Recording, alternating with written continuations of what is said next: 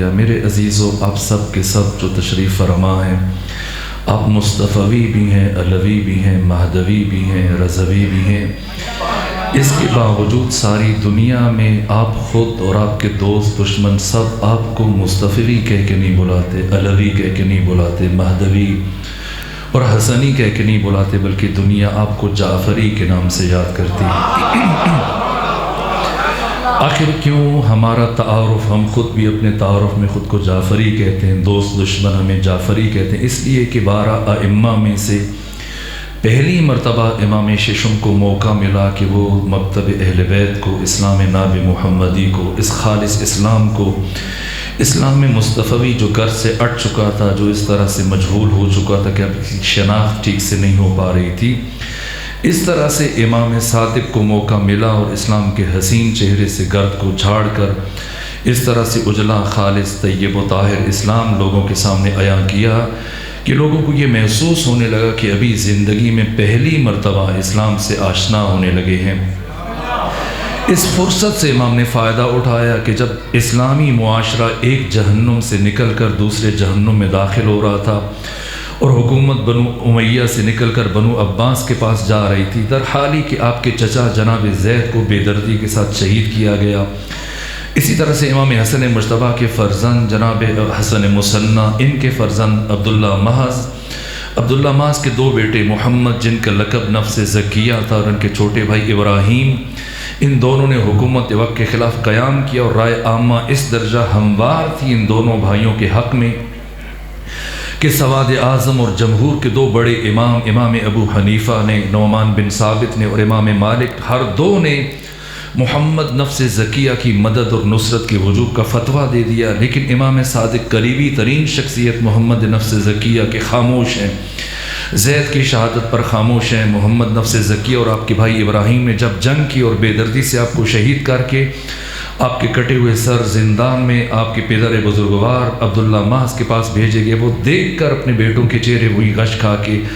ان کی وفات ہو گئی، لیکن اس کے باوجود امام خاموش ہیں۔ اولاد امام حسن کو بیڑیاں پہنا کر زنجیروں میں جکڑ کر مدینے سے باہر بے کجاوا اونٹوں پہ بٹھا کے نکالا گیا، امام دیکھ کر چیخ کر گریہ کر رہے تھے اور اتنے بیمار پڑے کہ 20 دن تک مسجد نبوی نہ جا سکے، لیکن اس کے باوجود سکوت اختیار کیا، یہاں تک کہ عراق میں ابو سلمہ خلال نے بنو امیہ سے حکومت چھینی اور امام صادق کو خط لکھا، اور خط لکھنے کے بعد خط بھیجا، قاصد کو بھیجا، اور جب قاصد مدینے پہنچا امام صادق مسجد نبوی میں روضہ رسول کے قریب بیٹھ کر چراغ کی روشنی میں قرآن مجید کی تلاوت کر رہے تھے، جیسے ہی خط پڑھا ایک طرف رکھ کے پھر دوبارہ قرآن کی تلاوت میں مصروف ہو گئے، یہاں تک کہ قاصد نے کہا فرزند رسول مجھے ابو سلمہ خلال نے یہ کہہ کے بھیجا ہے کہ میرے خط کا جواب لیے بغیر نہ آنا، ہر حال میں جعفر صادق علیہ السلام سے میرے خط کا جواب لے کے آنا۔ فرمایا تمہیں خط کا جواب چاہیے؟ کہا مجھے جواب چاہیے، لیے بغیر نہیں جاؤں گا۔ حضرت نے اس خط کو اٹھایا اور جس چراغ کی روشنی میں، لو کی روشنی میں قرآن مجید کی تلاوت کر رہے تھے، اس خط کو اسی چراغ کی لو کے سپرد کر دیا، اور جب سارا خط جل گیا تو امام نے فرمایا کہ جا کے ابو سلمہ خلال کو بتانا کہ جعفر صادق کے پاس تمہارے اس خط کا کوئی دوسرا جواب نہیں تھا، بس یہی جواب تھا۔ اسی طرح سے ایران نے ابو مسلم خراسانی نے بنو امیہ کو باہر نکالا، اس نے امام صادق کو خط لکھا کہ ایران آپ کا ہے، آ کے حکومت سنبھالیے، لیکن مسئلہ حکومت نہیں ہے، مسئلہ دین کا تعارف ہے، اسلام کا تعارف ہے، اس لیے کہ اس درجہ اسلام کی تعلیمات مخفی، مستور، پنہان اور پوشیدہ رہیں۔ ان پابندیوں میں اس عصر بنو امیہ کے خلافت میں اتنی پابندیوں کی کہ یہاں تک کہ بنو ہاشم کے افراد جوان نماز کے بنیادی مسائل تک بھولنا شروع ہو گئے۔ اس ظلم اور اس جور کی کیفیت میں امام نے لازم سمجھا کہ مکتب مصطفی کا، اسلام ناب محمدی کا، خالص اسلام کا تعارف پیش کروائیں۔ اس لیے جب اسلامی معاشرہ ایک جہنم سے نکل کر دوسرے جہنم میں داخل ہو رہا تھا تو امام صادق نے علم کی مسند بچھائی اور دنیا اسلام میں پہلی مرتبہ ایک ایسی یونیورسٹی کی بنیاد رکھی، ایسے مکتب اور مدرسے کی بنیاد رکھی جو عدیم النظیر ہے، قیامت تک دنیا جس یونیورسٹی کی مثال لانے سے قاصر ہوگی، یہاں تک کہ شروع میں چند ایک شاگرد ہوتے تھے اور امام انہیں پڑھاتے تھے، ایسے میں 3 بر اعظموں سے اٹھ کر کوئی مسلمان غیر مسلم، ملحد، کافر، مشرک یا کوئی گمراہ انسان دین کا انکار کرتا، آ کر خدا کا انکار کرتا، نبی کا انکار کرتا، قرآن کا انکار کرتا، امام صادق سے مناظرہ کرتا، امام خود اس سے گفتگو کرتے تھے، جو تاریخ میں اٹے ہوئے ہیں، کئی جلدوں پر مشتمل ضخیم کتابیں، وقت کی تنگی کی باعث میں اشارہ نہیں کر سکتا، یہاں تک کہ رفتہ رفتہ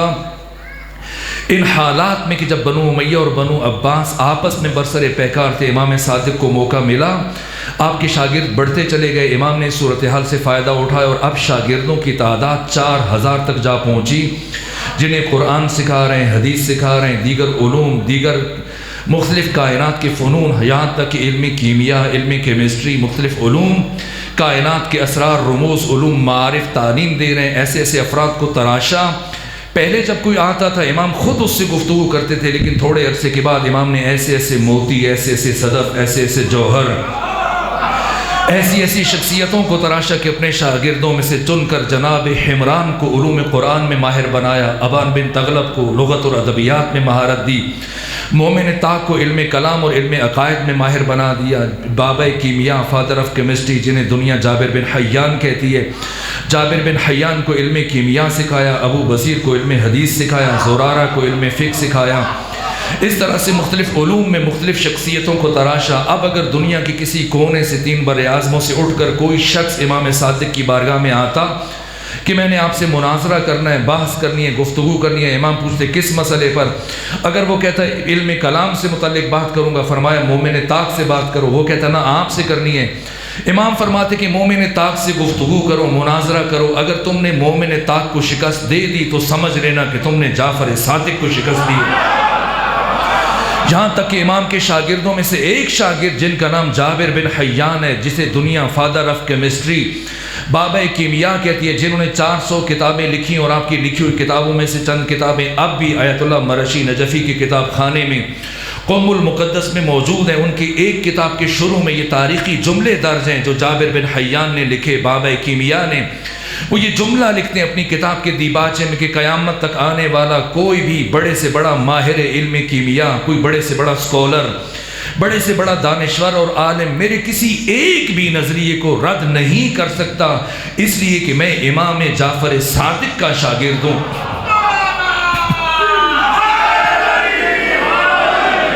اس طرح سے ایسی شخصیتوں کو تراشا۔ رفتہ رفتہ منصور دوانقی پہلے تو بنو امیہ کے خلاف برسر پیکار تھا، فتنوں کو کچل رہا تھا، لیکن تھوڑے عرصے کے بعد جب اسے احساس ہوا کہ میں تو برائے نام خلیفہ ہوں، میں تو صرف لوگوں کے جسموں پر حکومت کر رہا ہوں، اس وقت پوری اسلامی دنیا سے سمٹ کر باشعور، بصیرت افراد، علم کے متلاشی، حق و حقیقت کی جستجو کرنے والے افراد مدینہ میں جعفر صادق کے پاس اکٹھے ہو رہے ہیں، اور اس وقت امام جعفر صادق لوگوں کے دلوں پر حکومت کر رہے ہیں، لوگوں کی روحوں پر حکومت کر رہے ہیں۔ اسے اپنی کمائیگی کا احساس ہوا، اپنی بے بذاتی کا احساس ہوا، اسے اپنا وجود بہت حقیر اور کم نظر آنے لگا، اور اس نے محسوس کیا کہ میں تخت پر بیٹھ کر محض لوگوں کے جسموں پر حکومت کر رہا ہوں۔ اس لیے اب اس نے چاہا کہ کسی طرح سے امام صادق کی مرکزیت کو توڑنے میں کامیاب ہو جائے، لوگوں کا رخ ان سے موڑ کر اپنی طرف متوجہ کرے، سلطان میں، بادشاہ میں، خلیفہ میں، حاکم میں، اور دنیا جعفر صادق کی گن گا رہی ہے۔ یہاں تک کہ امام کی علمی مرکزیت کو توڑنے کے لیے اس نے سوچا کوئی ایسی تدبیر کرے، اور پھر اس کے ذہن میں اس کے وزیروں سے فضل ابن روی نے اسے مشورہ دیا کہ ایسا کرو، کسی عالم کو تلاش کرو، کسی دانشور کو تلاش کرو، اور پھر جعفر صادق کو اپنے دربار میں بلاؤ، تمام وزیروں کے سامنے، خواص کے سامنے، اور جعفر صادق کو بلا کر اپنے اس دانشور سے کہو کہ جعفر صادق سے ایسے سوال پوچھے کہ جعفر صادق اپنے علم کے باوجود ان سوالوں کے تسلی بخش جواب نہ دے سکے، اس طرح سے ان کا علمی مرکزیت ختم ہو جائے گی، لوگوں کا رجوع ان کی طرف کم ہو جائے گا، ختم ہو جائے گا۔ ایسے ہی کیا، لیکن اب جب منصور دوانقی نے تلاش کرنا شروع کیا اسلامی دنیا سے ایک عالم کو، تو نہ کوئی ایسا فرد مل رہا ہے، اس لیے کہ جو بھی اسلامی دنیا میں پڑھا لکھا باشعور عالم دانشور موجود ہے، یا خود براہ راست امام صادق کا شاگرد ہے، یا امام صادق کے شاگردوں کا شاگرد ہے، کوئی فرق نہیں مل رہا۔ بالآخر بہت ڈھونڈنے کے بعد، تتبع، تفحص، چھان پھٹک اور تلاش کے بعد اسے ایک فرد ملا جس کا نام ہے نعمان بن ثابت، جس کا لقب ابو حنیفہ ہے۔ اس سے کہا میں نے سنا تم بہت ذہین و لائق ہو،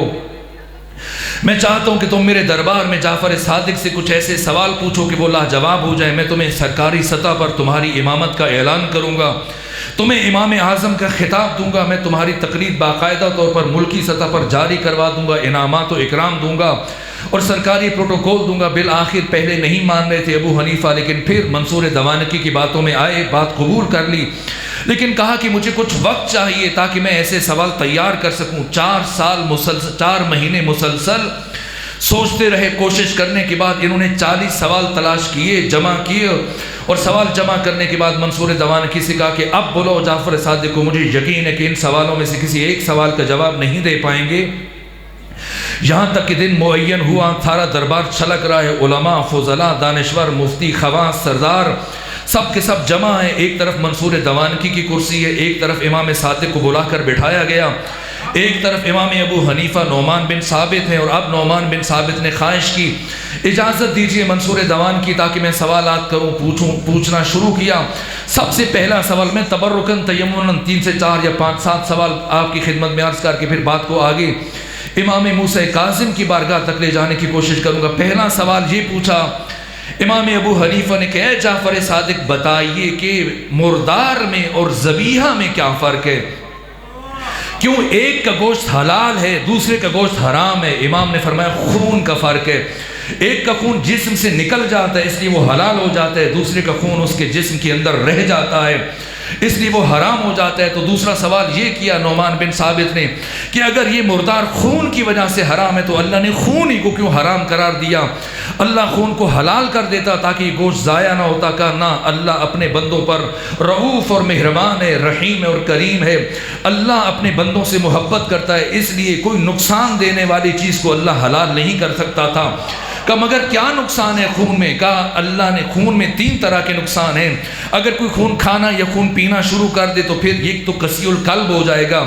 دوسرا نقصان یہ ہوگا کہ اس میں کوڑ اور جذام کے جراثیم پیدا ہونا شروع ہو جائیں گے, اور تیسرا نقصان یہ ہوگا کہ اس کے جسم سے ایسی بدبو اٹھنا شروع ہو جائے گی جو دوسروں کے لیے مشقت پیدا کر دے گی.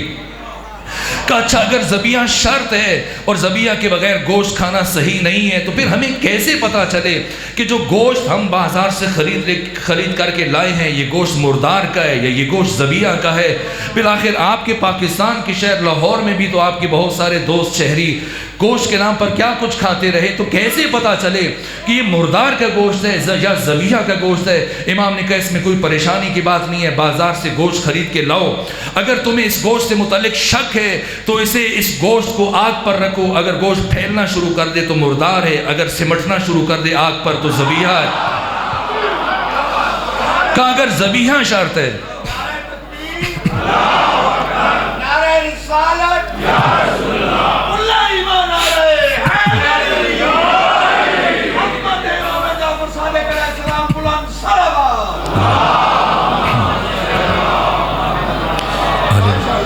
اگر ذبیحہ شرط ہے کہ ذبح کیا جائے تب گوشت قابل استعمال ہوتا ہے, پھر مچھلی کو تو ذبح نہیں کیا جاتا, پھر مچھلی کا تو ذبیحہ نہیں ہے. امام نے فرمایا کہ مچھلی کا پانی سے باہر آ کر مرنا ہی اس کا ذبیحہ ہے. پانی کے اندر مرے تو مردار ہے, پانی سے باہر مرے تو ذبیحہ ہے. کہ کیا فرق پڑتا ہے پانی کے اندر مر جائے یا پانی کے باہر مر جائے؟ امام نے فرمایا یہ فرق پڑتا ہے کہ پانی کے اندر مرے تو مرنے سے پہلے تڑپتی نہیں ہے, اور جب پانی سے باہر مرتی ہے تو مرنے سے پہلے تڑپتی ہے. اور جب مچھلی تڑپتی ہے تو اس کے تڑپنے کے نتیجے میں ایک تو اس کا خون بہت کم ہوتا ہے اس کے جسم میں, دوسرا جتنا بھی خون ہوتا ہے وہ سمٹ کر سارے کا سارا اس کے سر میں جمع ہو جاتا ہے, باقی گوشت محفوظ ہو جاتا ہے. کہا کہ اللہ ساری زبانیں نہیں جانتا؟ فرمایا جانتا ہے. کہ اگر اللہ ساری نمازیں ساری زبانیں جانتا ہے پھر نماز کو عربی زبان میں کیوں واجب کیا؟ فرمایا اس لیے تاکہ یہ عبادت تحریف اور تغیر اور تبدل سے محفوظ رہے. کیا اللہ ہر جگہ موجود نہیں؟ میں خلاصہ کر رہا ہوں.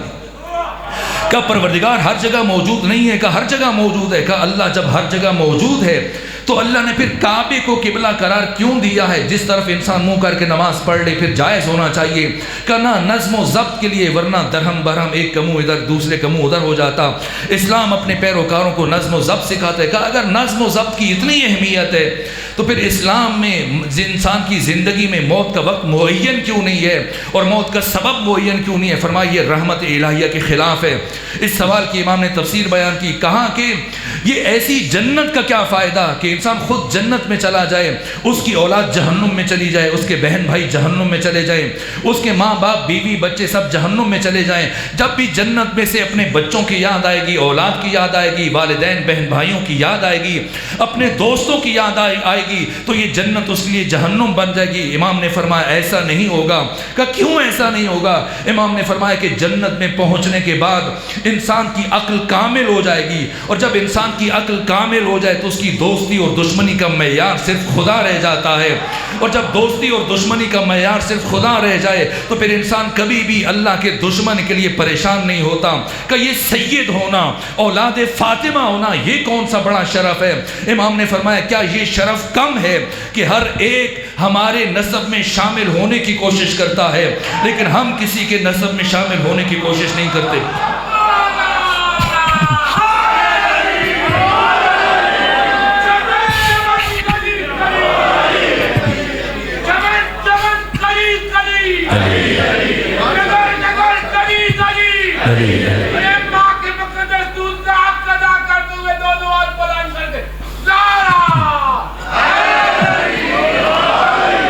جعفر صادق بتائیے کیا وجہ ہے آپ کے پیروکار، آپ کے محب، آپ کے شیعہ وہ اعمال میں سست ہیں، نماز روزے میں غفلت کرتے ہیں، سستی کر جاتے ہیں، لیکن آپ کے مخالفین وہ نماز روزے میں بڑے چست ہیں، تسبیح پڑھتے ہیں، عبادت میں مصروف نظر آتے ہیں۔ امام نے جواب دیا کہ ابلیس نے، شیطان نے ہمارے شیعوں کو عقیدے میں گمراہ کرنے کی کوشش کی تو وہ ناکام ہو گیا، پھر اس نے اپنا سارا زور عمل پہ لگایا تو ان سے عمل میں سستی ہو جاتی ہے، لیکن ہمارے دشمنوں کو جب عقیدے میں شیطان نے گمراہ کر دیا تو اس کے بعد کب عمل میں لگے رہو، یہ عمل تمہیں کون سا فائدہ پہنچا دے گا۔ اس کے بعد آخری سوال جو پوچھا ابو حنیفہ نے، کہا یہ بتائیے کہ کیا انسان کے اعمال مادی ہیں؟ کہا مادی نہیں ہے، معنوی اور روحانی ہیں۔ کہا پھر اگر انسان کے اعمال روحانی ہیں تو اللہ کو یہ کہنا چاہیے تھا کہ قیامت کے دن اعمال کو گنا جائے گا، لیکن اللہ نے قرآن میں یہ فرمایا کہ قیامت کے دن اعمال کو تولا جائے گا، تو مادی چیزوں کو تولا جاتا ہے۔ بھلا وہ کون سا میزان ہے جس میں انسانوں کے میزان کو، جس میں انسانوں کے اعمال کو تولا جا سکے؟ امام نے فرمایا اے ابو حنیفہ آپ بھی ہوشیار ہو جاؤ، جتنے دربار میں بیٹھے ہیں سب ہوشیار ہو جاؤ۔ وہ میزان جس پر تمام انسانوں کے اعمال کو تولا جائے گا، وہ میزان ہم محمد و آل محمد کی ولایت کا میزان ہے۔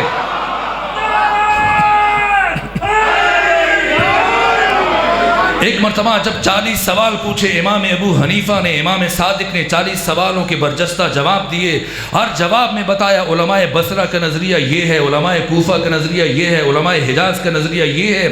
پھر ہر سوال کا قرآن سے حدیث سے اپنا نظریہ بیان کیا۔ جب 40 سوالوں کے جواب دیے، بالآخر ابو حنیفہ علم دوست تھے، علم سے محبت کرنے والے تھے، 2 سال مسلسل امام کی شاگردی اختیار کر چکے تھے اور اعتراف کرتے تھے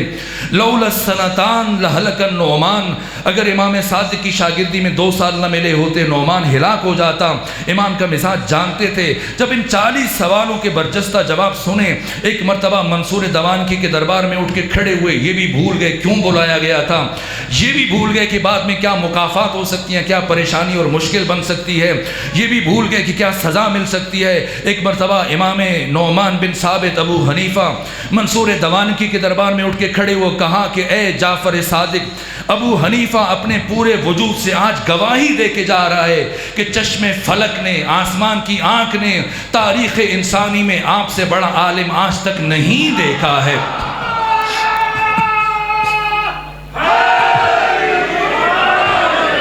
جب اس طرح سے بھی منصور دوان کی امام صادق کی عظمت و حیبت و ابوت و مرکزیت و روحانیت کو نہ توڑ سکا اور لوگوں کے رجوع کو کم نہ کر سکا، تو اس نے پھر سوچا اور فضل ابن ربیع کے مشورے سے اس نے ایک اور نیا حکم جاری کیا امام کی طرف، لوگوں کے رجوع کو ختم کرنے کے لیے، کم کرنے کے لیے پوری اسلامی دنیا میں یہ اعلان کروایا کہ آج کے بعد اگر کوئی جعفر صادق کے پاس مسئلہ پوچھنے کے لیے جائے گا تو اس مسئلہ پوچھنے کے عوض میں اسے 1 درہم سرکاری خزانے میں ٹیکس جمع کروانا پڑے گا، اور اگر کوئی ہمارے امام کے پاس، امام اعظم کے پاس، سرکاری مفتی کے پاس مسئلہ پوچھنے کے لیے جائے گا تو تشویق کے طور پر اسے 1 درہم انعام میں دیا جائے گا۔ اب سارا دن مزدوری کی جائے اور شام کو 1 درہم ملے، گھر چلائیں یا امام کے پاس آ کر دین سیکھیں، کیا کیا جائے؟ اسی طرح سے زرارہ بن اعین، امام کا شاگرد، امام کا صحابی محب، آیا امام کی خدمت میں اور آنے کے بعد عرض کیا فرزند رسول پہلے تو ہر روز آپ کے حلقہ درس میں آتے تھے، استفادہ کرتے تھے، لیکن آج کے بعد شاید آنا مشکل ہو جائے گا۔ کہا کیوں، کیا مشکل ہوئی؟ کہا اس لیے کہ سارا دن اگر مزدوری کریں 1 درہم کمائیں، وہ درہم اگر ہم حکومت کو دے دیں آپ سے ملاقات کے لیے تو پھر گھر کیسے چلائیں، اور اگر اپنے بچوں کو کھلائیں پلائیں تو پھر آپ کی زیارت سے محروم رہ جائیں گے۔ امام صادق مشکل کشا کے فرزند ہیں، خود مشکل کشا بن گئے، مسکرائے، کہا زرارہ بن اعین اس میں پریشانی کی بات کون سی ہے؟ پہلے جاؤ حکومت کے مفتی کے پاس مسئلہ پوچھو، درہم لے لو، اور پھر آؤ جعفر صادق کے پاس درہم جمع کرو، دین لے کے چلے جاؤ۔ اس طرح سے جب حاکم وقت کی منصور دوانکی کی یہ کوشش بھی کامیاب نہ ہو سکی، بالآخر اس کے بعد اس نے کیا کیا، قبیلہ بنو ثقیف میں سے 100 افراد کو منتخب کیا، اور قبیلہ بنو ثقیف کے بادیہ نشین، جن کو آپ اپنے علاقوں میں اپنے خطوں میں بادیہ یہ جھگی نشین کہتے ہیں، یہ افراد جن کے پاس نہ ڈھنگ کا کھانا ہے، نہ رہنے کے لیے مسکن، نہ مناسب ماحول ہے، نہ کھانے کے لیے، نہ لباس کے لیے، ان غریب ترین مفلوق الحال افراد جو اہل بیت کی ولایت کو نہیں مانتے تھے، 100 افراد کو اکٹھا کیا اور ان کے ہاتھ میں تلواریں دی اور ان سے کہا کہ ابھی کچھ دیر کے بعد میرے دربار میں ایک دشمن خدا آنے والا ہے، جیسی وہ آئے تم سب کے سب اس پر ٹوٹ پڑنا، کسی ایک پر قتل کا الزام نہیں آئے گا، تم سب محفوظ رہے گے، لیکن بدلے میں تمہیں گھر بنا کے دوں گا، میں تمہیں اتنا کچھ دوں گا کہ پھر کسی اور سے مانگنے کی ضرورت پیش نہیں آئے گی۔ وہ انتظار کر رہے ہیں ہاتھوں میں تلواریں لیے ہوئے، لیکن جیسی امام صادق منصور دوانکی کے دربار میں داخل ہوئے، اس نے آنکھ کا اشارہ کیا، لیکن عجیب یہ ہوا کہ 100 کے 100 افراد نے تلواریں پھینکی، آگے بڑھے، امام کے قدموں میں گرے اور آگے بڑھ کر امام کے ہاتھوں کا بوسہ لے رہے۔ امام آئے، منصور دوانکی سے پوچھا بتاؤ کیوں بلایا مجھے؟ کہا آپ کی زیارت کرنا چاہ رہا تھا، آپ سے دعا لینا چاہ رہا تھا، حکومتی امور میں آپ سے رہنمائی مطلوب تھی۔ فرمایا تم مجھے اپنے دربار میں نہ بلایا کر، مجھے تمہارے پاس بیٹھ کر روحانی اذیت ہوتی ہے، اور آئندہ آج کے بعد اگر تم نے مجھے بلایا تب بھی نہیں آؤں گا۔ اس طرح سے امام چلے۔ جب امام دربار سے رخصت ہوئے تو منصور دوانکی نے ان 100 افراد سے سوال کیا کہ میں نے تمہیں کس لیے بلایا تھا کہ تم قتل کرو دشمن خدا کو، اور تم سب کے سب اس کے قدموں میں گر پڑے، ہاتھوں کے بوسہ لینا شروع کر دیے۔ کہ منصور دوانکی تم نے ہمیں یہ کہہ کے کہا تھا، تلواریں تھمائی تھی کہ اللہ کا دشمن آ رہا ہے، لیکن وہ تو ہمارا محسن ہے، تم بادشاہ ہوتے ہوئے آج تک زندگی میں ایک مرتبہ تم نے ہماری خبرگیری نہیں کی، تو ہمیں اپنے اس محسن کو قتل کرنے پر مجبور کر رہے تھے کہ جو آدھی رات کو اٹھ کر ہمارے بچوں کے لیے کھانا لے کے آتا ہے، روٹیاں لے کے آتا ہے، غلہ لے کے آتا ہے۔ جب یہ کوشش بھی ناکام ہوگی، 3 مرتبہ آگ لگائی امام کے گھر کو، بالآخر منصور دوانکی نے امام کی مرکزیت کو ختم کرنے کے لیے امام کو شہید کروایا، راستے سے ہٹا دیا۔ 148 ہجری میں